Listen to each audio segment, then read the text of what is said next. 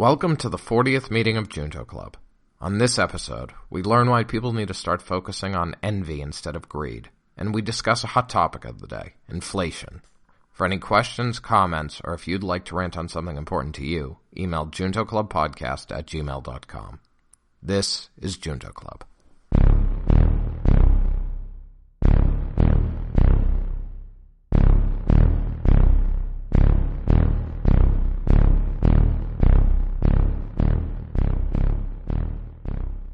Junto Club.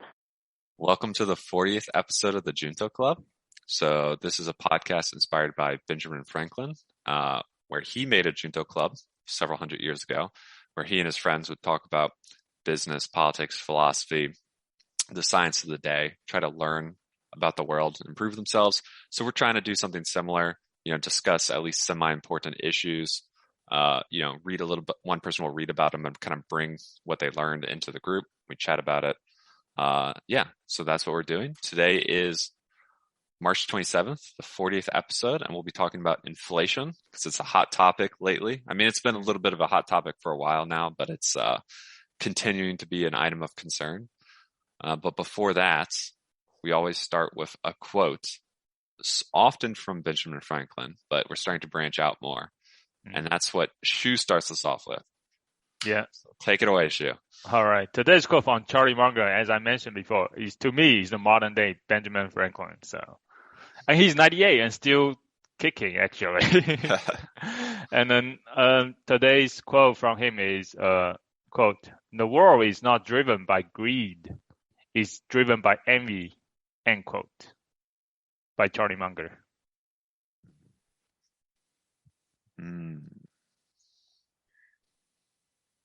I think this quote is from recent meeting that he gave actually like maybe just a couple months ago actually. So I find it interesting and timely. So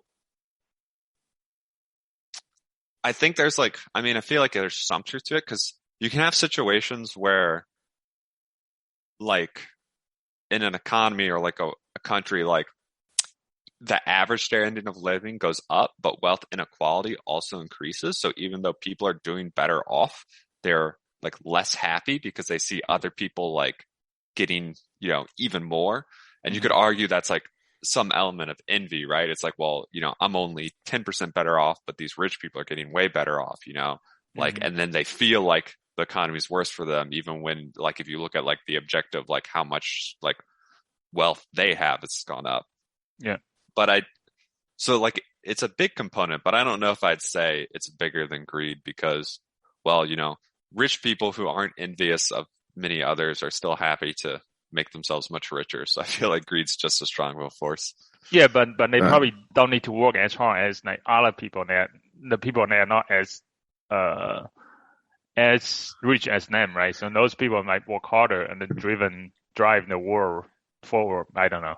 well, I guess that's true, but I guess I was looking at it from the perspective of the rich people. Like, so I guess is it more of a question of like the rich people, like, they're not trying to inflate their wealth, because they feel they need more wealth or to like hoard wealth, but because they want to have a higher number than like their peers in like the, the top 10.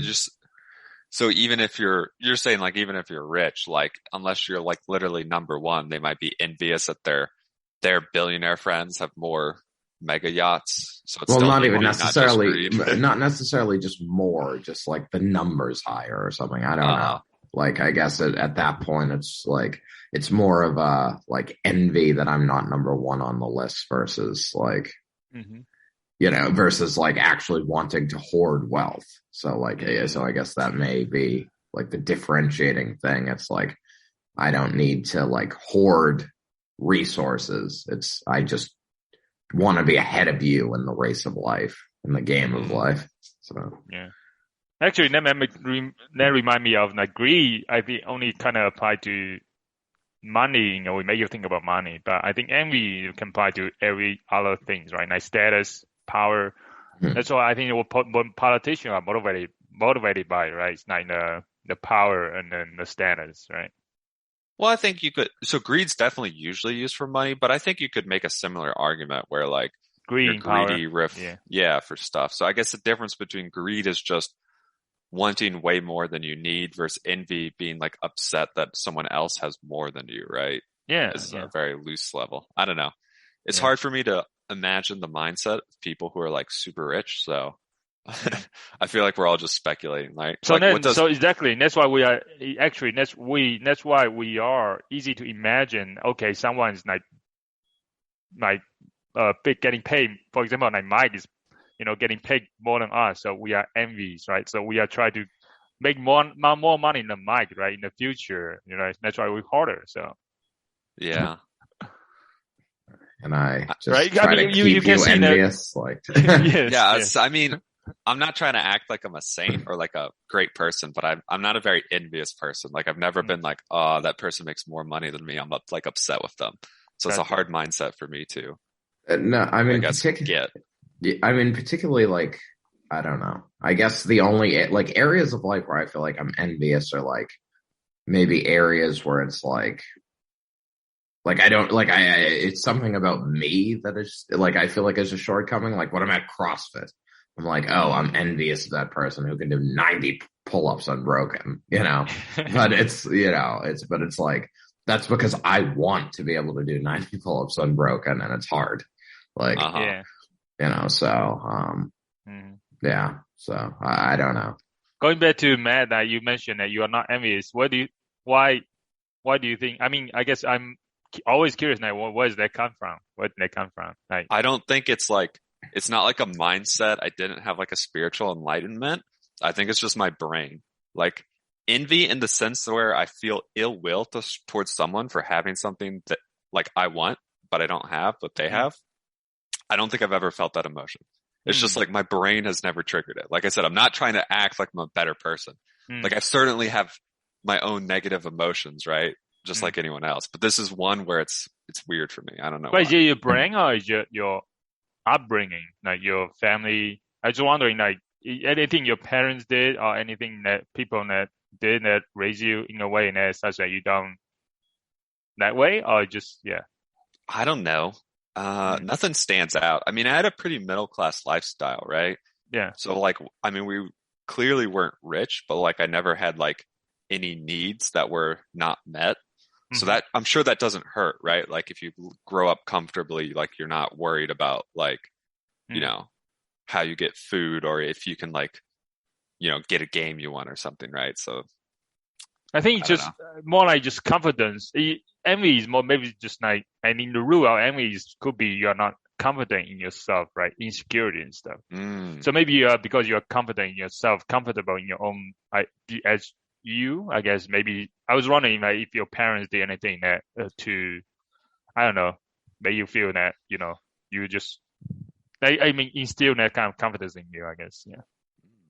I don't know. I guess they were encouraging, loving parents. No complaints. All right. I don't know, but that's an interesting theory. If envy is connected to insecurity. Well, maybe next time when you talk to your parents, maybe ask them like, did they do anything? I guess. Do you feel like you're envious at times, Shu?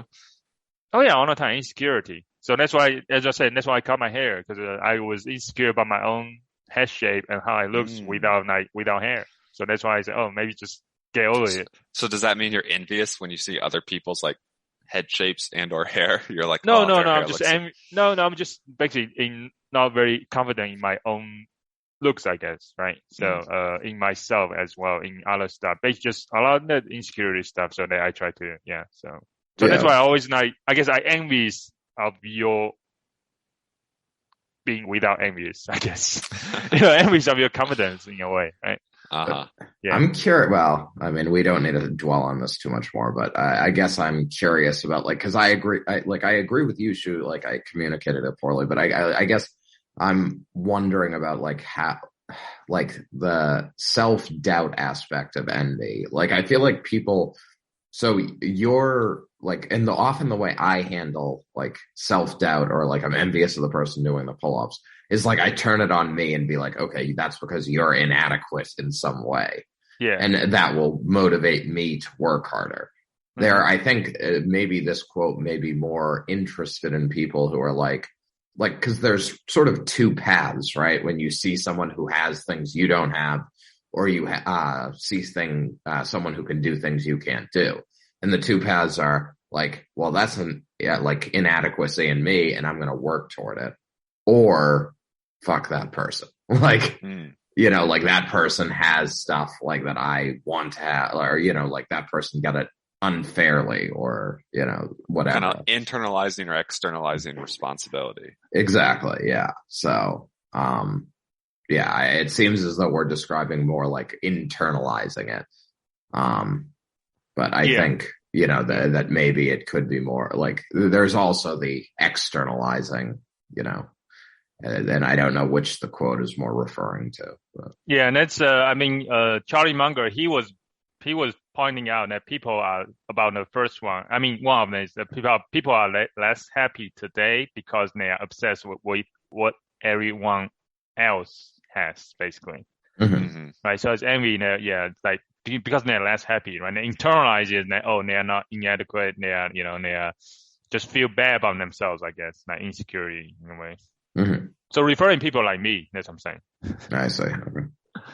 Yeah. I think, what's the other one? The quotes about like comparison is the thief of joy. Basically, that's another one. So if you keep comparing yourself, even though it's very easy concept, but it's really hard to actually. I understand it, but it's hard to do. Let's say. Yeah. Yeah. All right. Well, next up, we're going to cover some mini topics. And this one I saw a couple weeks ago and it was really funny to me. So basically the story is a guy bought a Pepe Frog meme NFT. Mm-hmm. So a meme of like, that green frog that's become politically controversial for something like in the order of $500,000 because, because that's something people do these days occasionally. Right. And then later, the creators of it released like a few dozen identical NFTs. So this guy is now suing them in the U.S. courts because he's saying, I believe he said they agreed they wouldn't sell any others. And he's like, this is lowering the value of my NFT. Mm-hmm. And this is very funny for several reasons. One, what can a U.S. court do over like, NFT, right? Because the whole blockchain, it's supposed to be code is law, right? Like if you can do it in code, it's legal. Does the U.S. court even have jurisdiction? It's kind of funny that they just released a bunch of identical ones, which points out, NFT is non-fungible, right? Like they're supposed to be unique, but when the token's unique, but when you're having the token associated with something off the chain, it's kind of like what that off the chain asset doesn't have to be non-fungible anymore, right? Yeah. So it's kind of, I don't know. No, even that you can, it's still an image, but you can have probably, image is an image, right? You can still just tokenize it such that you have different hash tables, hash numbers or something. So even exactly the same image is unique in a way such that its hash is unique, right? Yeah, but pretty much most of these NFTs aren't putting the image into the hash, right? They're usually like a link to like an image hosted somewhere or something. Like they're not putting the image's data into the blockchain. I think there are some that are like very small, like, like 16 by 16 pixel width images they put like literally on the blockchain. But I believe most of the NFTs aren't that. Oh yeah, and that's like CryptoPunk, yeah. Like they generate it in such a way. They actually automatically generate it in a way that is unique, yeah. So, but yeah. So my question is, why is Pepe in the frog? I thought it's Peep in the frog. Anyway, is it Peep? I don't know. The first time I never talk about this in real life, right? It's just something you read on like online articles and stuff, right? So it's one of those things I just kind of assume.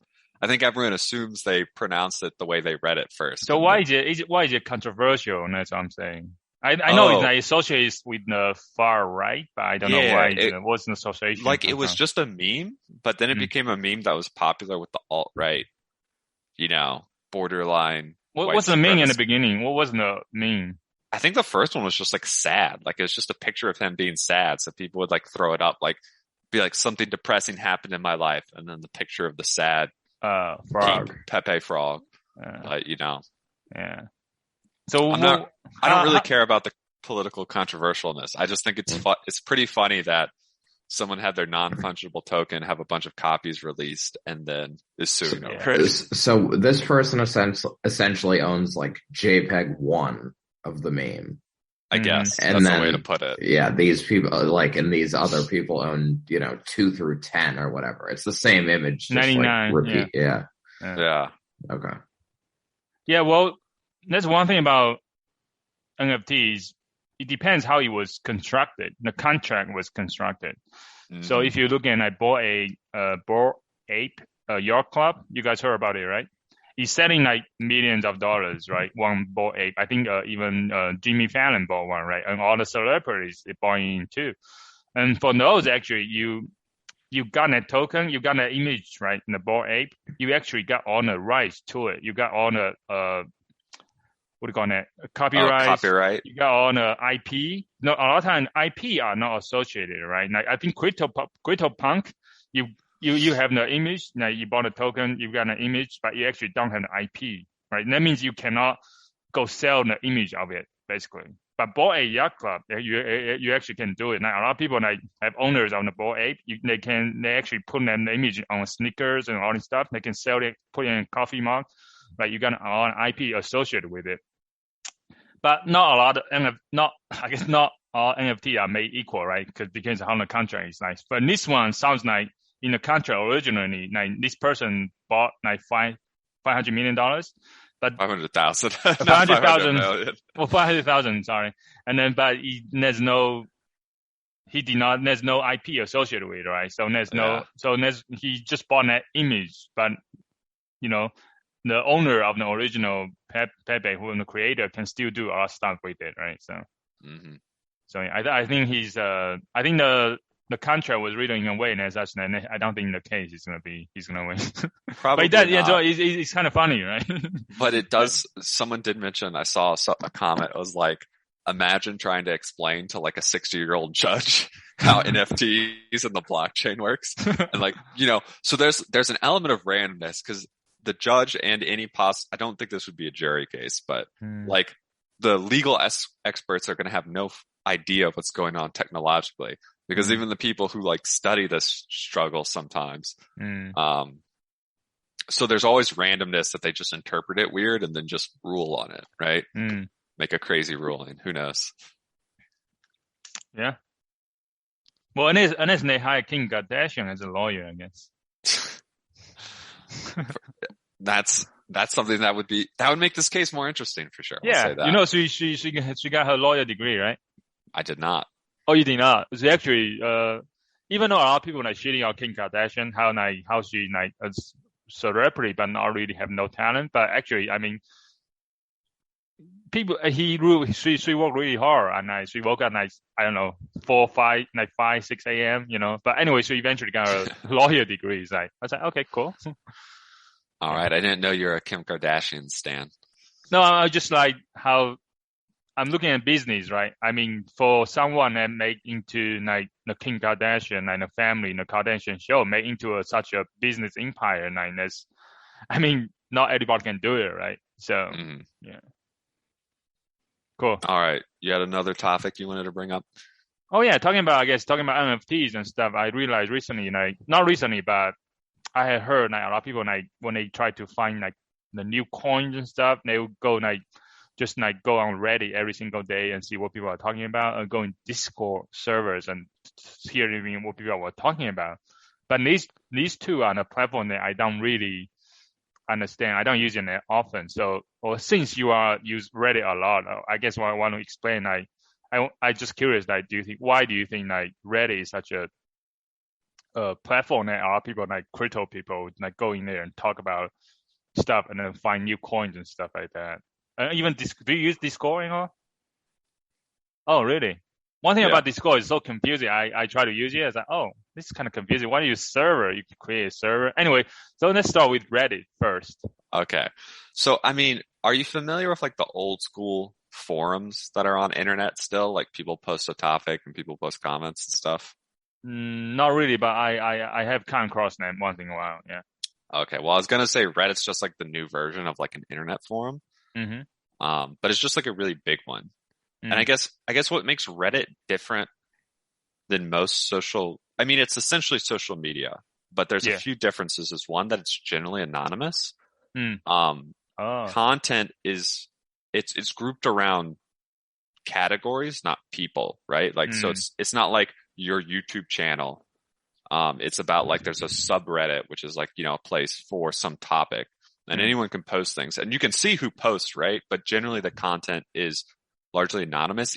Not even accounts are anonymous, unless you try to link it to your real self. But even when you like see content, it's not obvious who posted like a link or a video or something. So it's kind of like a content first social media website, it's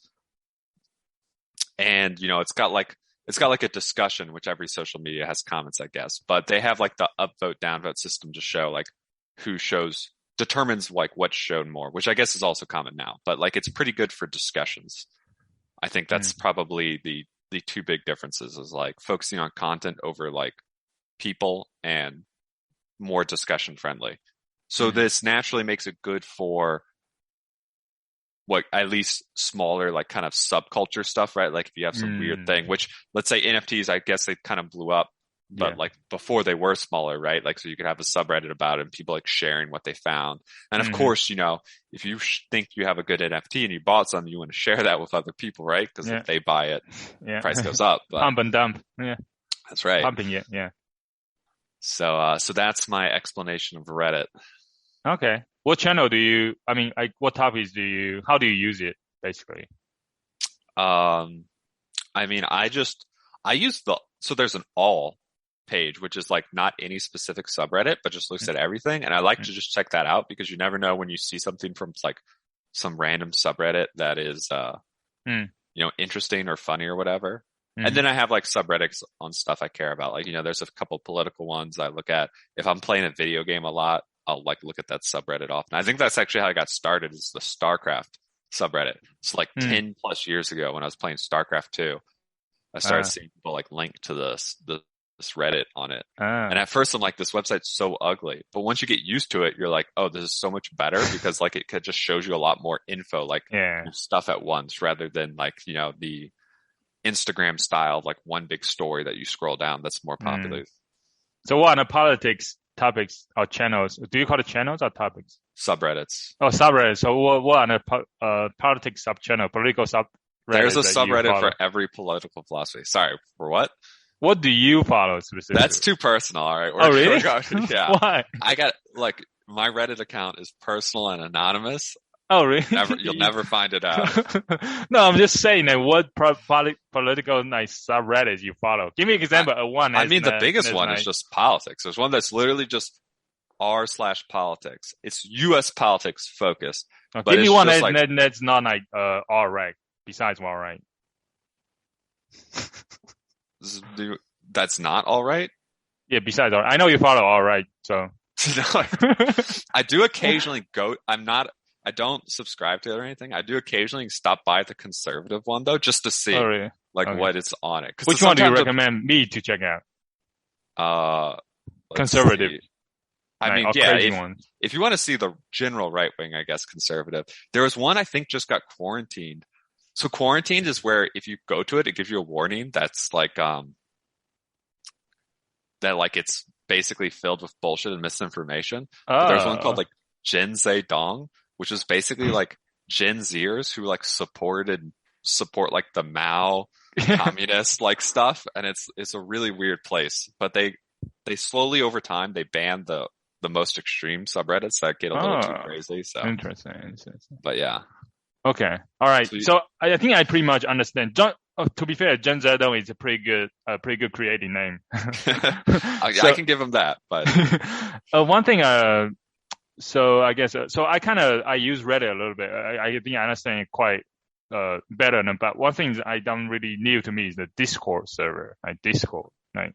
So Discord is more about communities over like topics or categories. So like, yeah, generally the way Discord works is you have a server, which is like, I think the origin of it really came from like gaming guilds or clans and games would have like a Discord server. Cause before Discord, games would usually have some sort of voice service where like a guild or clan would join their voice, their VoIP, whatever it was. There's old ones like TeamSpeak and things. But so you have a server, but within the server, you can have different like channels of voice. So people can have like different groups talking about different things.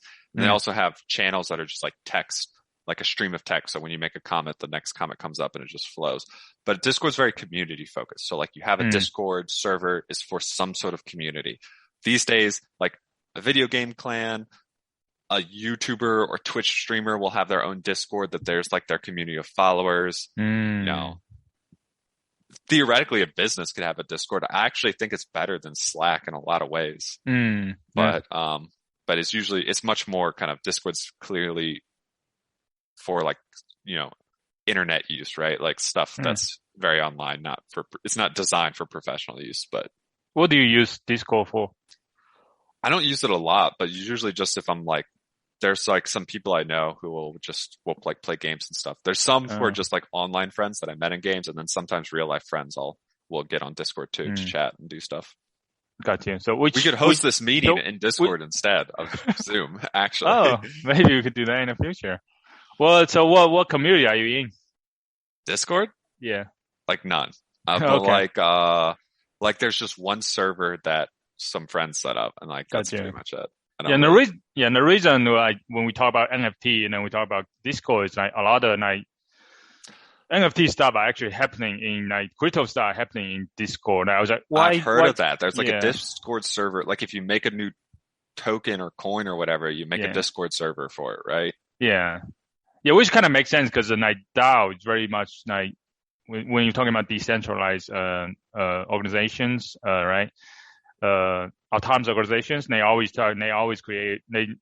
whole DAO is about community, like community focused. Decentralization is all about community doing stuff, right? So, okay, now that makes sense to me now. I didn't know that, Discord was actually, the goal is actually be community focused. So it's kind of like perfect fit for like DAO and NFT stuff. Yeah.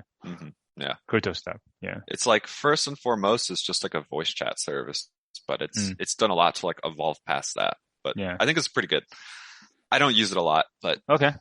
So the other question is, so they might both of these companies actually. One of the reason I want to bring out because both of these companies gonna go IPO this year potentially. So should we invest? Should I invest? That's what I'm saying. So Discord, I don't know because I don't know how they pull money. Yeah. Reddit, I would be hesitant.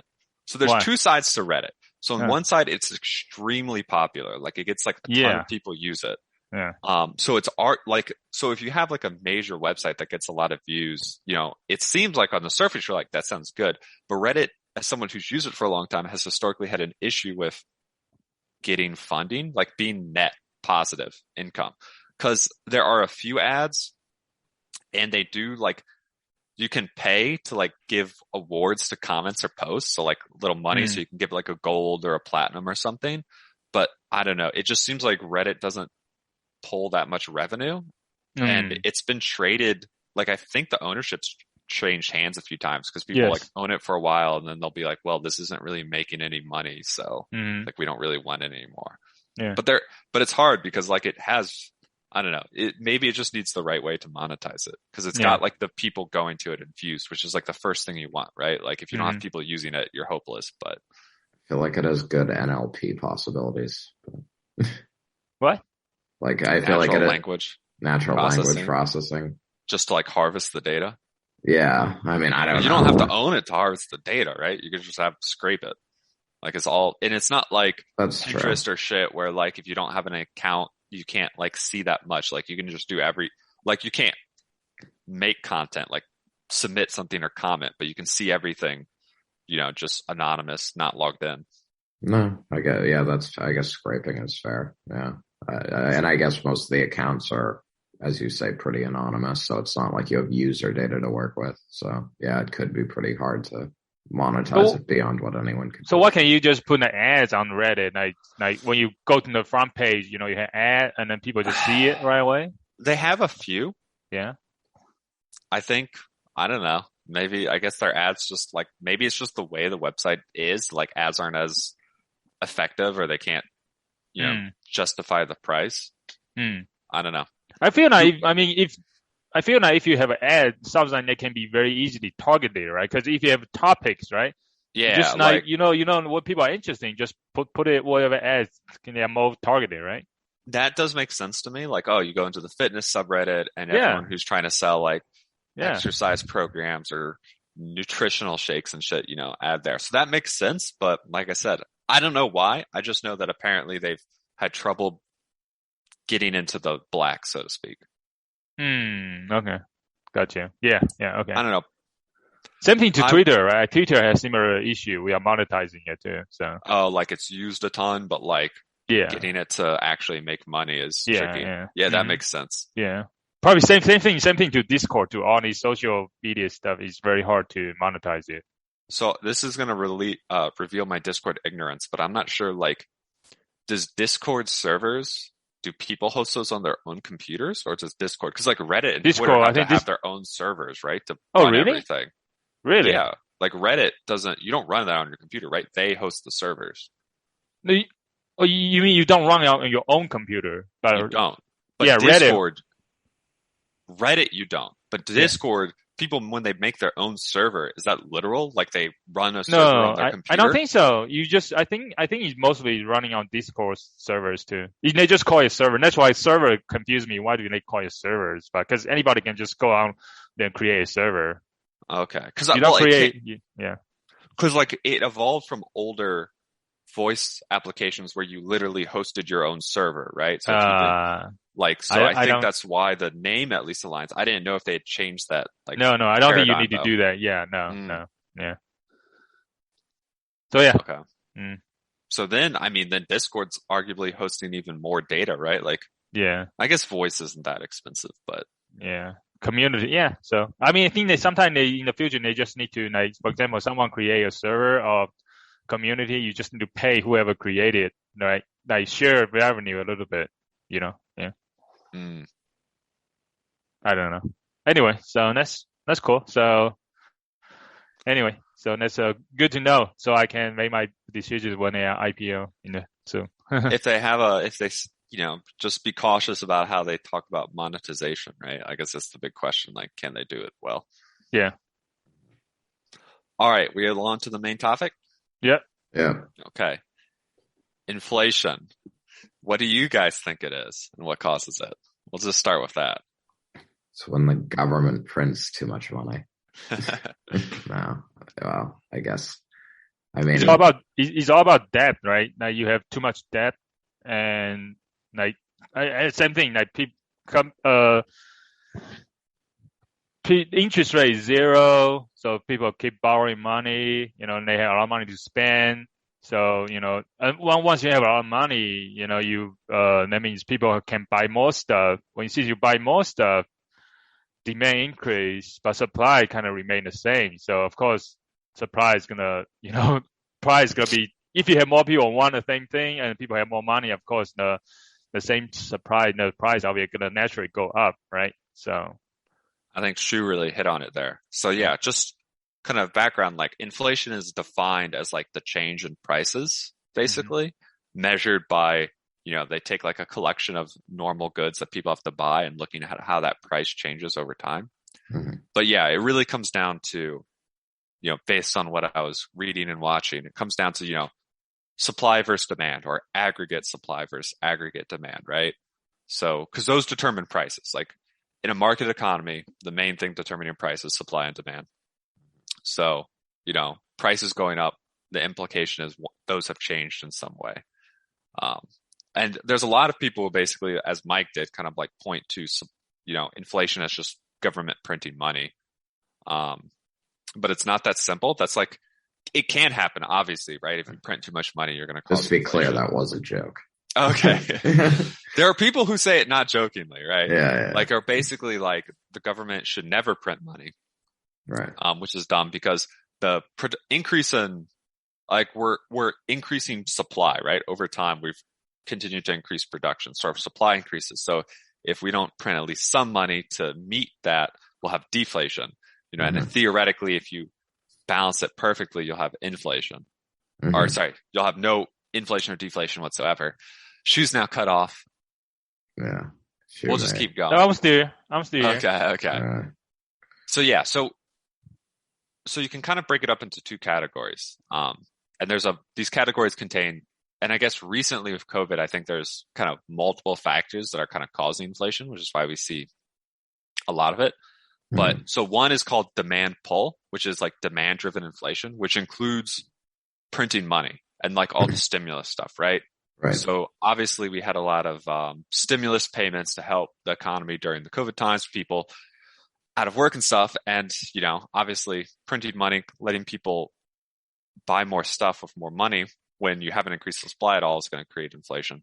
There's also a certain amount of people who just save their money more, right? Because for a lot of people, there's kind of like two groups. There's like people who lost their jobs and they were like struggling, but there's also people who just like were locked down but could do their work at home. And a lot of them just ended up spending less money because they weren't going out and doing things. Right. So then once kind of things open back up, they're like, oh, now I want to go out, go to restaurants and movies again, go travel again, stuff like that. So there's been this like, kind of bulk increase in demand, or like a sudden surge of demand relative to the COVID lockdowns. Right. There's also the hot labor market.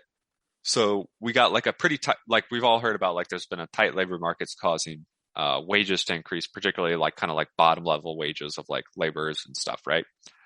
Like $15 an hour used to be like the gold minimum wage, but in most places now, like that's what, at least cities with, not small town areas, like that's like what you'd be paid anyway, just because you're not going to get a McDonald's employee paying $12 an hour in a lot of places anymore. Right. And I think a lot of people would agree this tight labor market's good for a lot of reasons, because generally it's good when the poorest in society get paid a little more, but it's also causing demand-based inflation, right? Because that's new wages that these people can now spend. And it's interesting because the tight labor market implies the economy is close to producing the maximum amount of goods and services it can, because businesses are struggling to get more labor to produce more. So you both have people getting paid more, creating higher demand, and there's not a lot of more room to produce more, at least in these service-based economies. So it's a tight labor market means like some people are not working, so they tight labor market means it means there's not that much labor. It means there's a lot of businesses have trouble finding employees.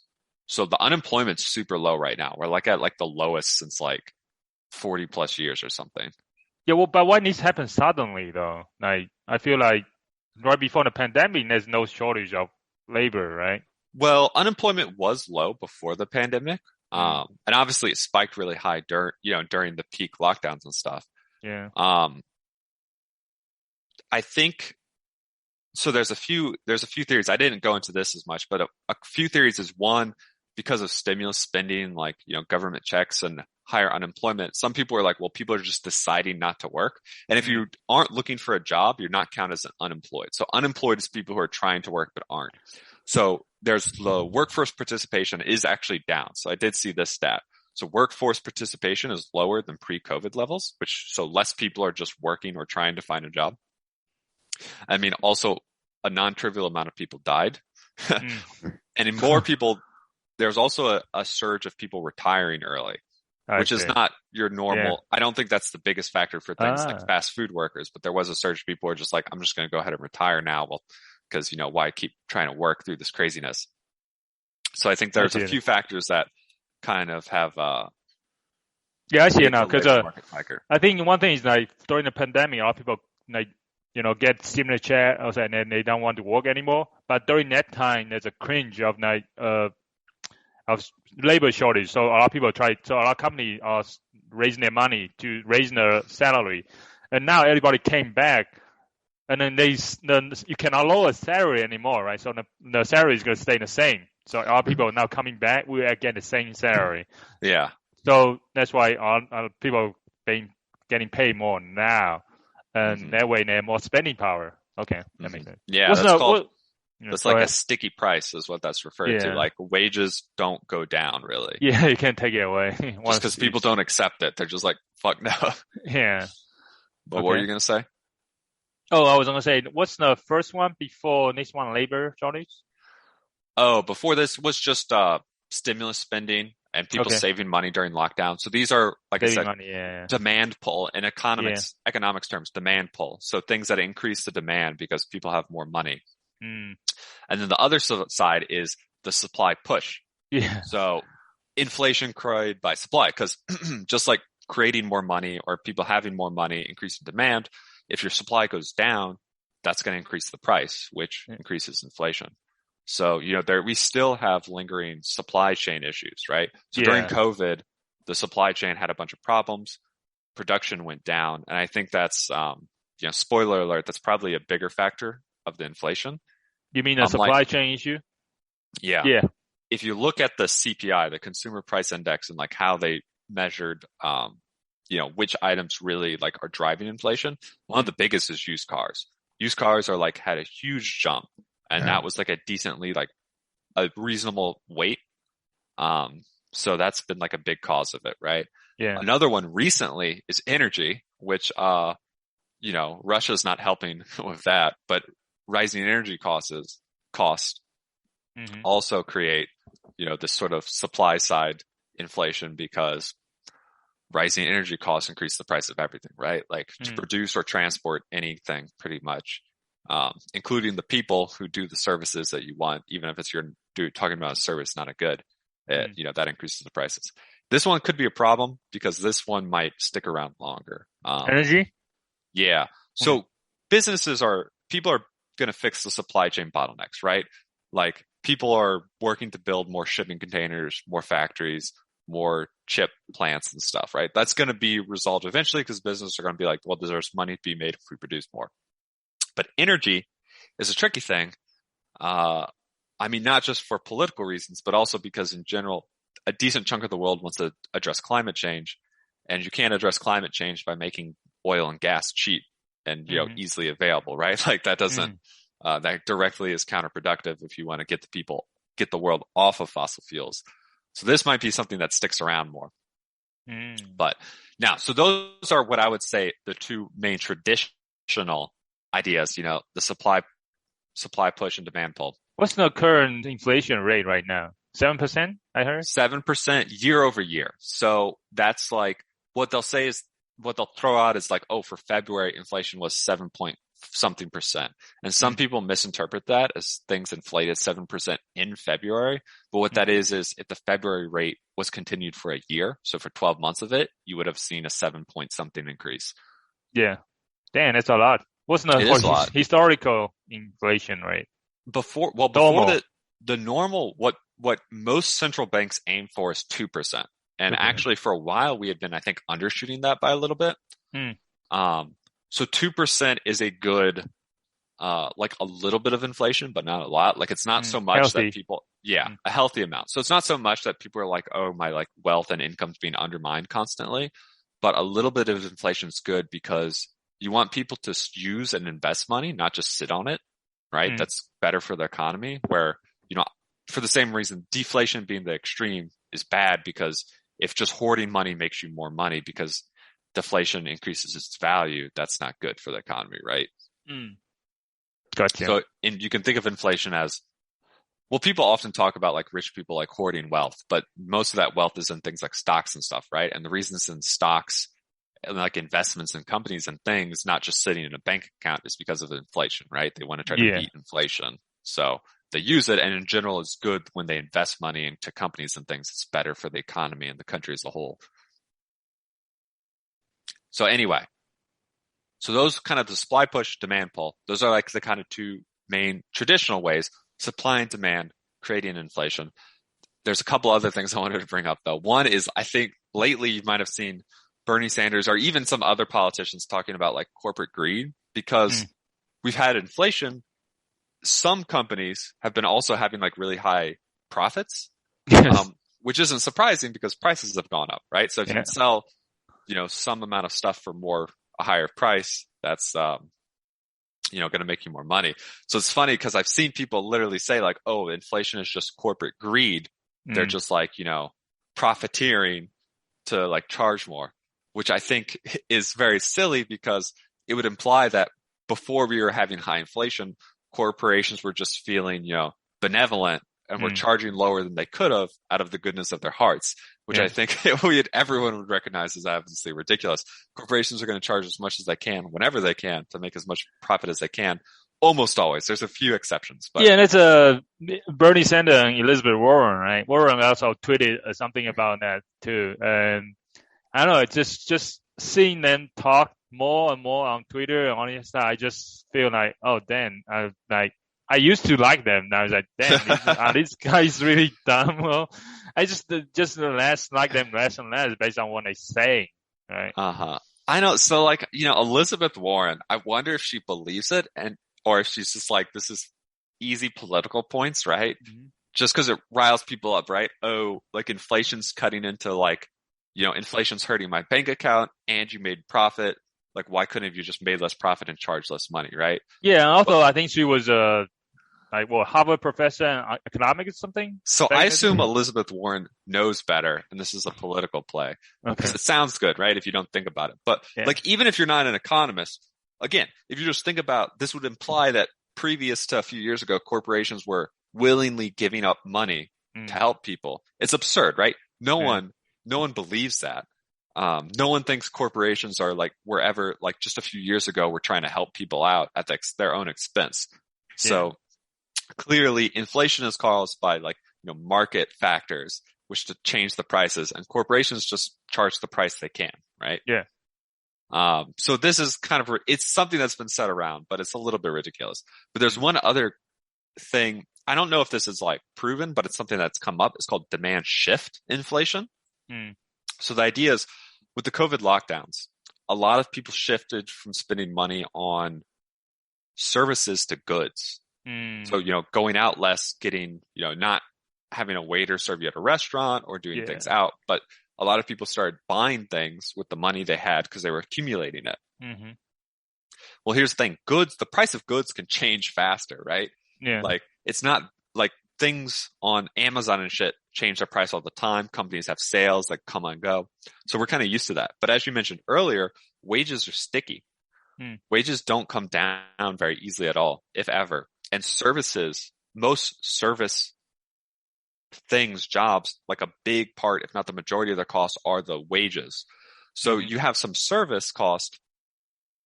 The wages can't really go down, so they can't lower their prices that much. But the price of goods that are in short supply because we can't get enough shipped from China or whatever can spike up. So basically because of this, asymmetry between how people shifted their money, you see this inflation because the price of goods went up higher than the price of services went down. But in the end, I mean, it's an interesting thought and I think there's some truth to it, but in the end, I think it's still more of the same, right? Supply and demand being the big thing. And I was looking at some of the data and basically consumption is actually not really gone. So if you look at consumption over the last few years, right? Like the US was trending up as it has been. And then there's like this big dip from COVID. And then it's kind of come back. It looks like to the exact same trend. Okay. Europe is even like still a little lower than what it should have been. So what the data suggests is consumption is actually not that much higher. So the fact the government stimulating and money, like government giving out stimulus checks, printing money is probably not as big of a factor as the production. Oh, because people are not really buying stuff as we thought they are. Yeah, they're buying stuff. Like in the US, they're buying more or less as much as we would have expected if nothing happened, is what the data looks like. But our production is still down. So it really points to that. Supply is down, basically. Yeah. So the supply chain is probably the biggest factor. And I mean, some of that production, you could argue, well, some of the reason we have the same demand with lower production is because people are given checks instead of having to go to work. But, it looks like probably the supply chain is the biggest thing. And if supply chain is down, but if you're going to raise salary of people, like the cost need to go somewhere, right? So the easiest thing they can do is raise price, right? So, I mean, maybe net combined with supply shortage, they get 7%. Yeah. So that would suggest it's temporary, though. If the bulk of it, and these other effects, I don't think they're they don't have anything to do with it, right? Like, I think in a complex thing like an economy, there's going to be a bunch of factors that influence. But if the bulk of it's from just the supply chain issues and maybe like the tumbling effects from that, then it's probably going to resolve once the supply chain stuff resolves, which I think most people expect within a year or two for that to be largely a thing of the past. Because there is a debate there. There are some people who think that inflation's is going to be like a longer term, a real issue. But, we're actually starting to raise interest rates again for like the first time in forever. So I don't know. I mean, I'm by no means an expert, but looking at it, I feel like the people say like it's bad right now, but it's going to be fixed, right? The weirdness of COVID is going to kind of become further in the past. Interest rates are going to go up. Supply chain issues are going to be fixed. I think a lot of the things point to probably we'll get through the inflation period. We'll have this spike of inflation, but it's going to go back to normal levels pretty, relatively soon. All right. So before you get, hopeful about the future of short-term inflation. Short-term inflation. It can just be cope. Yeah. Here is something that from our modern-day Benjamin Franklin, Charlie Munger. He said this a couple months ago, I think, in February. Inflation is a very serious subject. You could argue it is the way democracies die. Interesting. That seems excessive. Okay. I'm trying. I mean, is there any historical examples? Have democracies died from inflation? He basically he cited example from Roman Republic to Adolf Hitler, basically to Latin America. Now, a lot of Latin America, right, got a lot of inflations, and also even the Greek, back in the day, Greek states and Roman Empire, right? Eventually, basically right before, it was after years on inflation, then eventually the whole Roman Empire, collapsed, basically. Yeah, there's a lot of historians, and he talked about it. Yeah. So I know that there are lots of Latin American countries that had big inflation problems. Does that kill their democracy?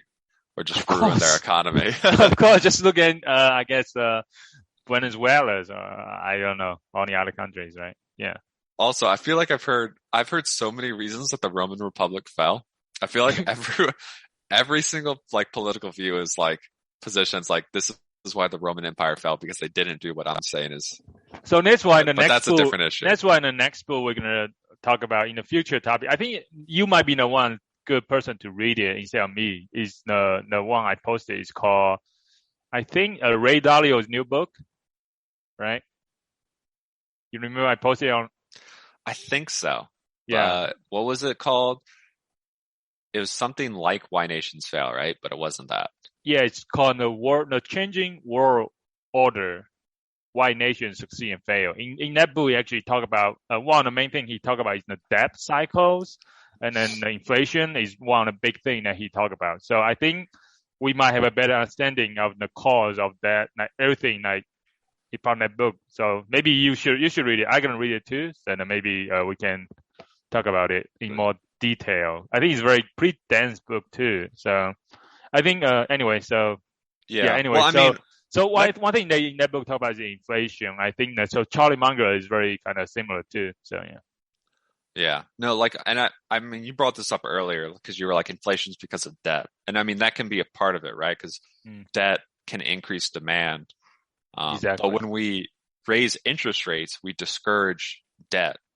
So that's, yes. kind of the knob that we have as an economy to help keep that under control. That's why the stock price that went up, the stock market went up after the Fed announced that they're going to increase interest rate, right? Mm-hmm. Yep. Yeah. But an interesting example. So kind of going back on, I guess, kind of reiterating, some people kind of just try to tie inflation more or less exclusively to printing money or the increase in the supply of money. Mm-hmm. But Japan's a kind of an interesting exception. Exactly. In that they had their money supply increase a lot. Mm-hmm. And they had some inflation, but it wasn't 24%. At all. That was a peak. Oh, what, in Japan? Yes, I look at it in the 70s, 70. That's why So Japan is a good example exception. Even though inflation is so bad, it did not the country did not die, but it's not became a superpower. It's not a superpower anymore, right? That's one reason. Yeah. Mm-hmm. Well, I think I was looking at stuff that was a bit more recent and looking at like their increase in money supply versus their inflation over the last couple of decades. And it just doesn't like correlate, right? Like inflation has gone up and down at different times, not any relationship seemingly with a fairly large increase in money supply.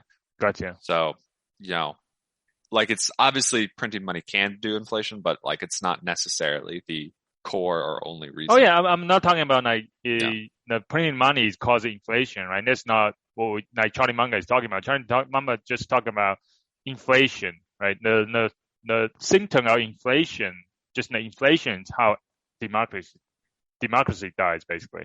Yeah.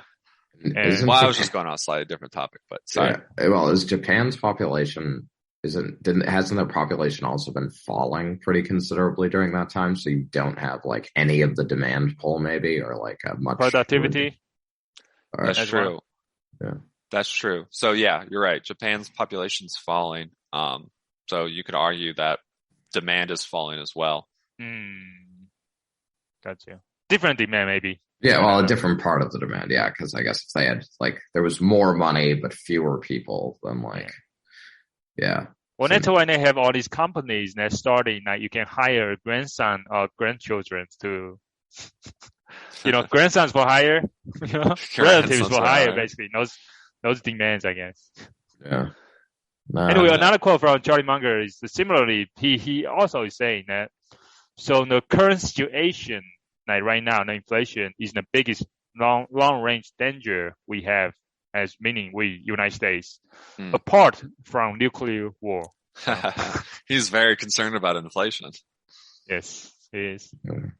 Well, I mean, the only concern I have, I guess, is like, I agree with you, Matt, that like the supply chain issues will probably be fixed in every aspect aside from, as you also said, energy. Like, cause I mean, energy influences like everything. Right. So it's like, if that isn't sort of corrected, like, I mean, it's a non-trivial problem right now. Yeah. And like it's interesting because if we once we got over the hump to like renewable energy, it'd probably be cheaper, and more consistent. So it'd be good. But like there's this hump, right? Of like, how do we get there? It's unlikely to be able to get there without any, impact on society, right? Like price, there's going to be a cost, which is going to come out to prices for your regular things, right? Because we're trying to transition energy.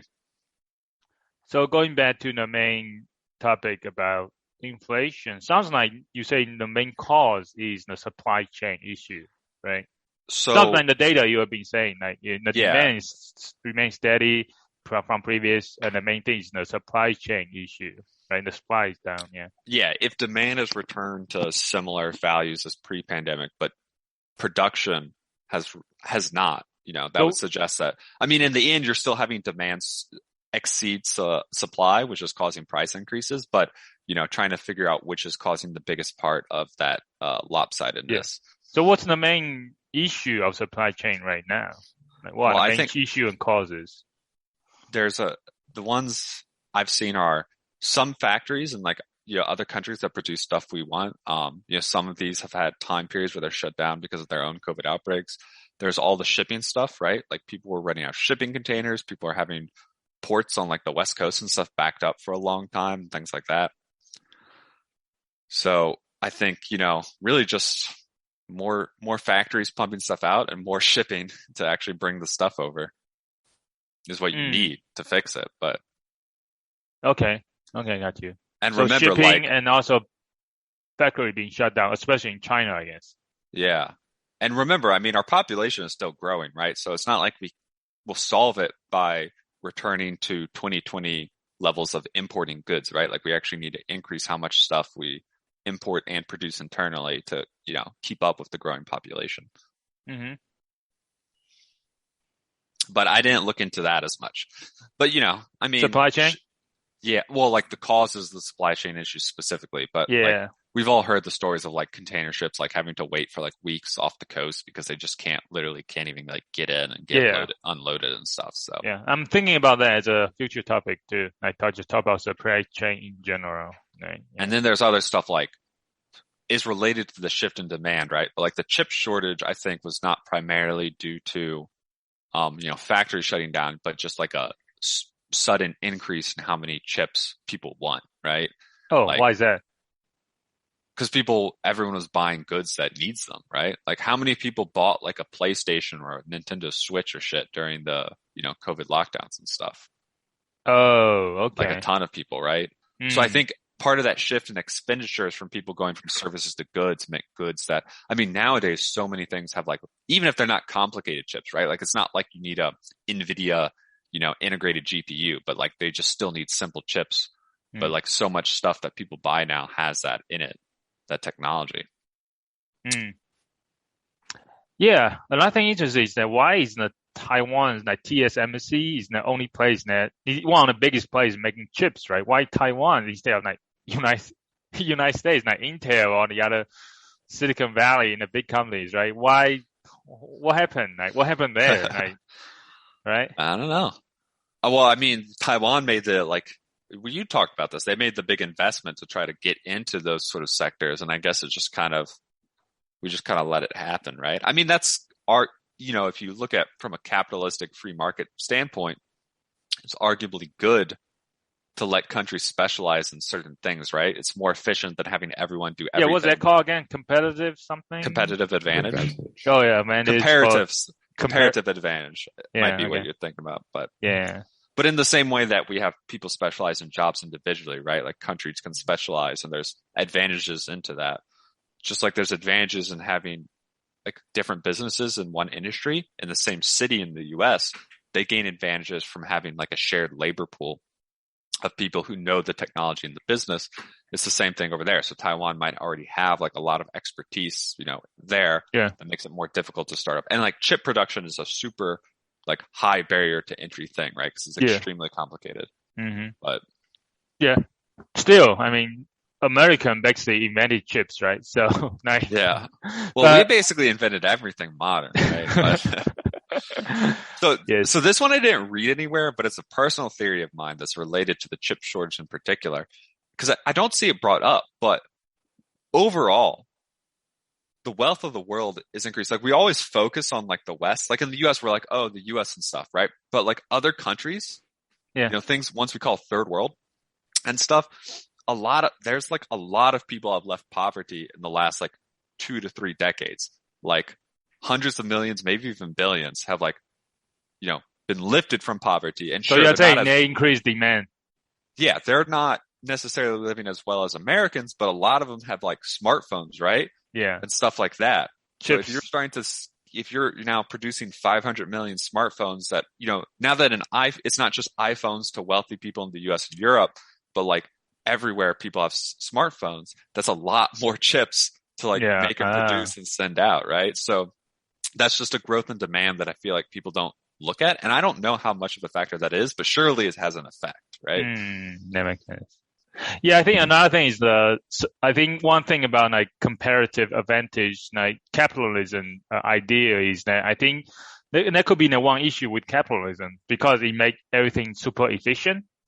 When you have super efficient system and the world supply chain is like really tight, right? There's no there's no like slacks in there. So any kind of disturbance will cause it to snap, basically.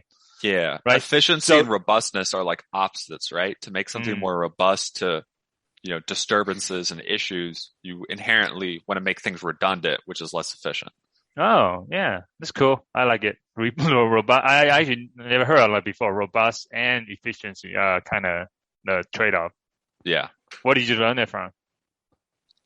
Where did I hear this from? It was talking about, I heard this when people were talking about, no, not control theory. It was people talking about, I think it was the Toyota. It was basically about this, like the sort of last, what is it called when the manufacturing, like, just in time manufacturing. Yeah. And then people were talking about how like Toyota, I think it was, pioneered a lot of it and it's kind of spread.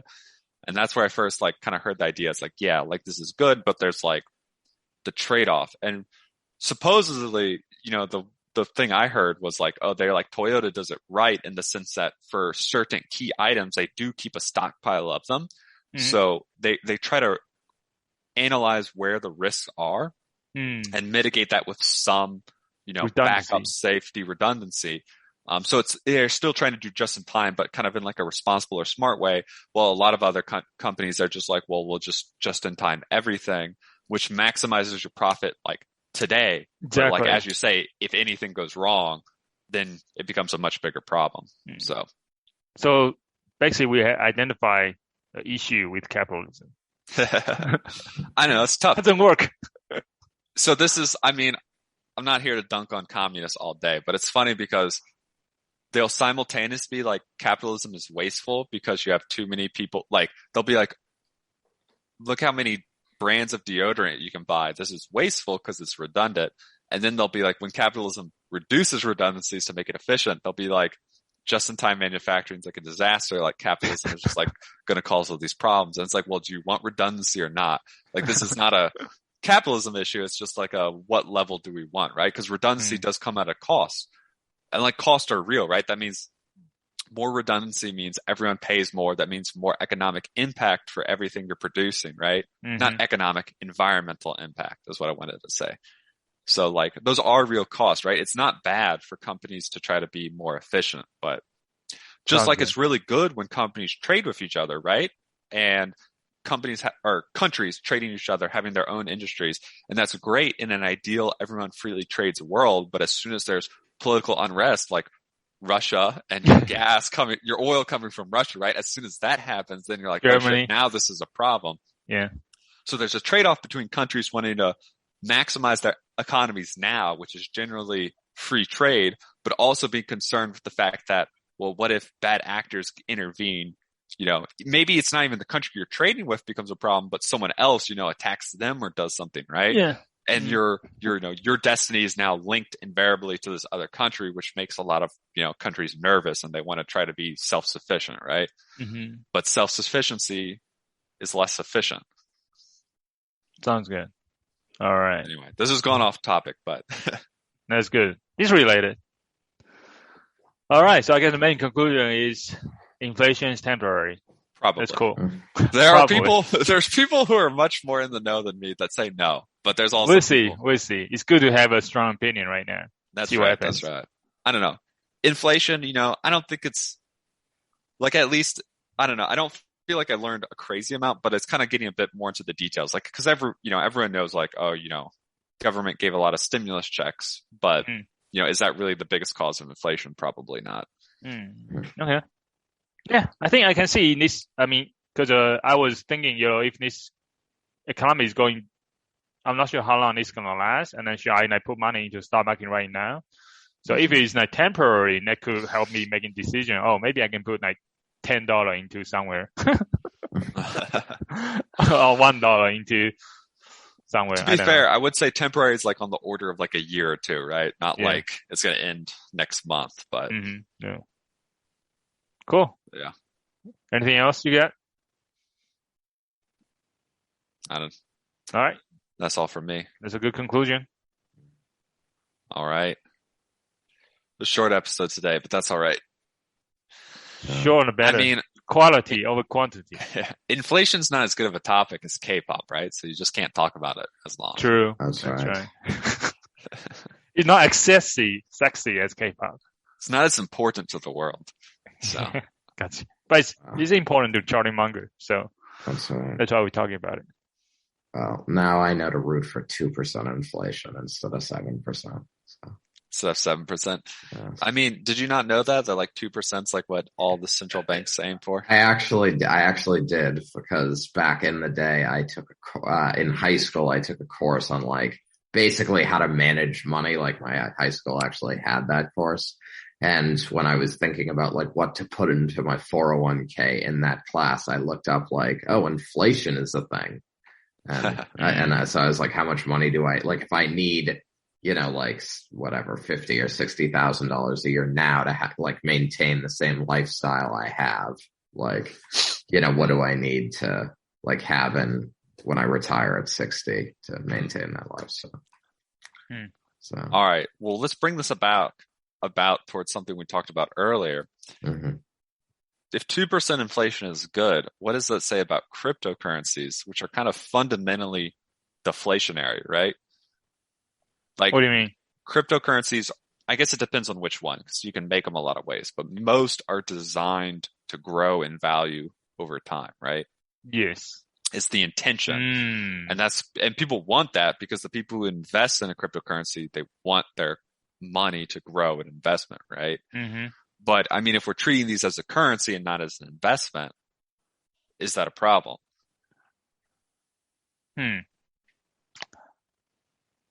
It's a problem right now. And I feel like maybe a lot of people got rich off cryptocurrency. There's another, I guess, but I was going to say that maybe a lot of people have more money to spend, right? So, but maybe that's an issue. That's why that's kind of causing partly of the inflation. But from the data you mentioned earlier, there's the consumption is kind of normal, right? Didn't really go spike really high. So I guess that theory is wrong. Originally I was thinking about that. Maybe a lot of people get rich off cryptocurrency. So they just go spend buying a lot of stuff, crazy stuff. Yeah. Well, remember though, cryptocurrency is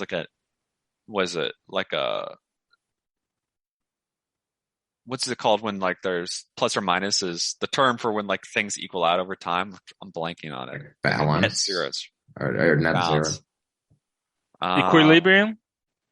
I don't know. So people talk about with wealth, zero sum. Zero sum game. Yeah. Cryptocurrency is a zero sum game in the sense that all the money people made came from someone else buying the cryptocurrency later, right?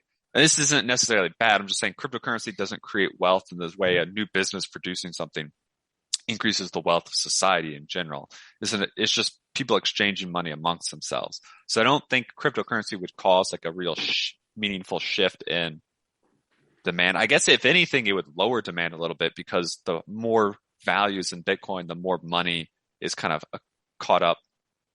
No, because it's not even caught up in it. When Bitcoin has a high value, that means someone else was just given it from before. So I don't think it would have an effect. Gotcha. That depends if how the price of currency, like cryptocurrency, like Bitcoin is set, right? You're saying that is it because people bought in, trade US dollar into that cryptocurrency, and that's why it caused the price to go up, right? Right.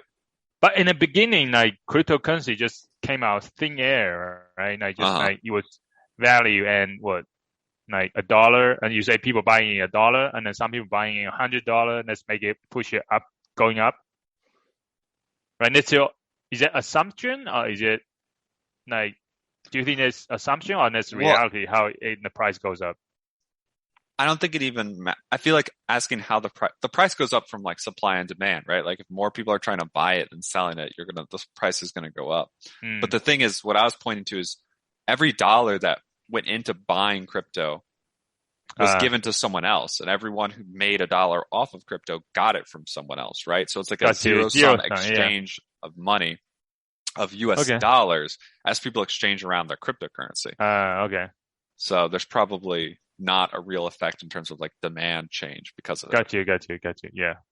I see what you're saying. Yeah. Cool. But yeah, what's the point of a deflationary again? Do we think what are our thoughts on a deflationary effect of cryptocurrency? The original way I went this, just taking the opportunity to take another shot at cryptocurrency just for fun. Well, cryptocurrency is inherently deflationary, right? They're designed, as I said, to increase in value. So, and that's what people want because they don't want to invest in a coin that will inflate and decrease in value. But I mean, if you take the name literally, it's supposed to be a currency. And generally it's accepted that it's bad when currencies are deflationary, right? We already talked about why inflation's good for currencies and why pretty much every country tries to target a small, but non-zero amount of inflation. So then I was just kind of circling back without a real point beyond that, just asking what are your thoughts? If cryptocurrency is supposed to be a currency, is that a problem? My thought is that Bitcoin is never really going to be a currency. It's going to be a store of value, basically. Yeah. So, yeah, okay. No. If it's just an investment and not a currency in the first place, it doesn't really matter. Mm-hmm. Yeah. And there are other currencies that actually, like do produce, like are planning on indefinitely producing more coins and stuff like that, which, so I guess people are more like, oh, if this is adopted as like, an actual currency, like an actual, like accepted at stores or whatever, whatever the case may be, then that'll drive the value up for like the initial investors. But then at that point, it really is just a feasible currency. So, well, that's why the Fed coin is coming out, right? The federal government is making the U.S. government U.S. coin. I only saw the briefest thing about. I thought it was just like an idea someone said. They're not actually doing it, are they? No, I thought Biden did an executive order, right, or something. Wasn't it just maybe look into it? Look into it, but I think it's coming out soon. I mean, China is already working on it, right? So I mean, it's good for you as a government to experiment, to control their own currency anyway. So it's if you see cryptocurrency as a threat, right, it's the best defense is create your own currency so you can control it, right? Instead of people just using the Tether or I mean, actually, a lot of people say Tether is kind of a scam. But anyway, there's other USDC, US stable coins. You can use $1 to $1. Uh-huh. So yeah, I think government is doing the right thing anyway. All right. Yeah, because actually just last thing to mention, one thing that I mentioned in Ray Dalio's book, The Changing World Order, is about global reserve currency. Right, U.S. is the global reserve currency right now, which is under threat from cryptocurrency. Right, so the best way to defend it is create your cryptocurrency. So that's true. We can go into more detail in the future, maybe. Yeah. All right, I'll have to. How much is that book? I don't know. I check it out from the library. I told you, check out Libby. Just download Libby, get a library card. Yeah. And here's another plug for Libby, okay? Everybody should go download Libby and read the books. The problem with that book is that I was on a wait list for 23 weeks, something like that. Ooh. Because everybody was reading it, borrowing it. Oh, right. Yeah. It's in the library, right? So you do even a digital copy, you still need to wait in line. It's funny because, I mean, that's only, it keeps the library system going, but, it's also, silly, right? It's just a totally self-imposed limit. It's not. It's about money, right? People want to make it's about the publisher, right? They need to make money somehow, so they just restrict it, right? So yeah. I don't know. Anyway, so go just get a Libby library card, get a Libby, and then just read the book. So you don't need to pay for it. Do they do audiobooks, or is it just? Oh yeah, PDFs? that's why I got it in the first place, because it's free audiobooks. So okay, and actually, I'm listening to it right now in the book. But the actual Kindle version, I need to wait for it a little bit. Yeah. So yeah. Okay. Yeah, you don't need to pay for anything. Well, this is good. I mean, I don't need to listen to it. This is what this podcast is all about. You can read something, and you can explain it to me. So I say, the problem in the topic is kind of hard, So I think you might have a better understanding. That's what I'm saying. You gotta push yourself, Shu, to grow. I am. I'm gonna read it too. I'm saying about to make a good conversation, maybe instead of me just talking shit, you can talk about it too. Okay. Yeah. All right. I can look into it. Yeah. Well, are you talking next, or do we want to officially end this and then chat about stuff, or we just want to do this on the podcast? I mean, you can keep going, but we don't have. Mike can just cut it anytime, anywhere. Junto Club.